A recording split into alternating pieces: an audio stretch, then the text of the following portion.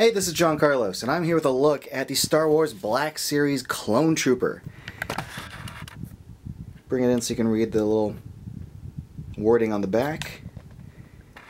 See the Clone Trooper artwork on the back.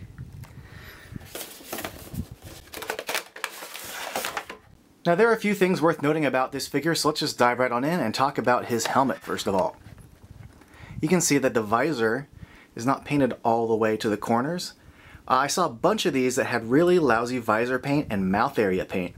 I picked this one because all the other ones that had like really lousy visors had perfect chins. This one's chin is a little bit off. You can see the black paint drops down below, but it had the best visor and it had the cleanest mouth area. So that mattered to me the most. And even then it's not perfect. But if you take a closer look here, you can see that these lines kind of come down. Be on the lookout for lines that skew the wrong angle. But the black line going across the front looks pretty good, and the gray and the red and the black all around the back look really good. This is a really good looking helmet. And the sculpt of these little groove lines right here look pretty good. The shape of the helmet they did a great job with. The other things worth noting are articulation-based issues on his arms. You can see he's got a double elbow joint, but the range of motion is so short that it might as well just be a single joint, because that's pretty much what a single joint would get you. Also, no big deal, but these little shoulder plates on his shoulders are connected and really limit the range of motion on his arms going outward. Those issues aside, the rest of this figure is pretty solid. The sculpt of all his armor looks really good, including his belt and his stomach.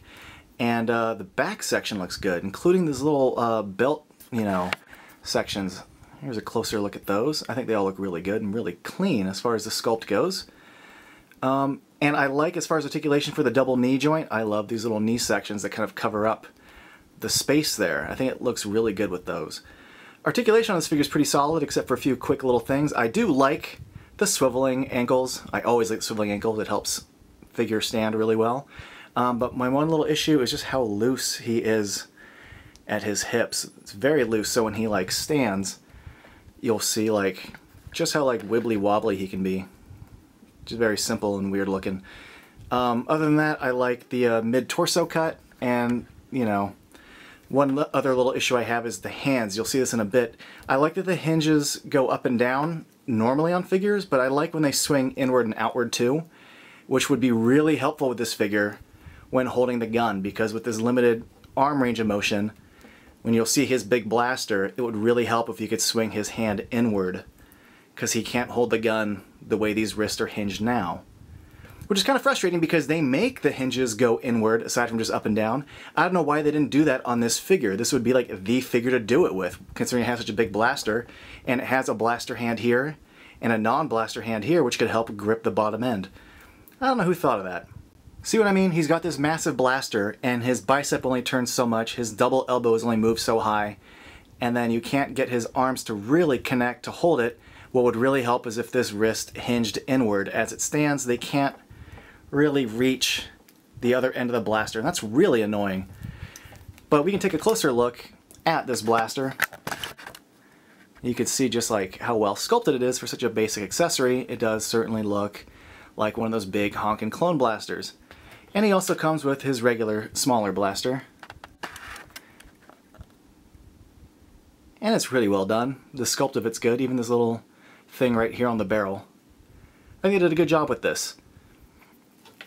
And it does fit into his hand rather easily. One last little thing that kind of bugs me, no big deal, but there is some brown schmutz on his armor there and on the back of his calf there. I'm sure I could probably find some kind of solution to like wash it off with. But the figure with his loose, waist joints kind of makes it hard for him to stand. The little ankle joints do help stabilize him. I know I spent a lot of time griping about this figure, but I do like it a lot. It's a really clean look to the armor. The figure looks rad. I think the Clone Trooper design from episode 2 was such a great design, and I'm really glad that the Black Series has included this, because a 6-inch version of a Clone Trooper does look really cool. Thanks for watching.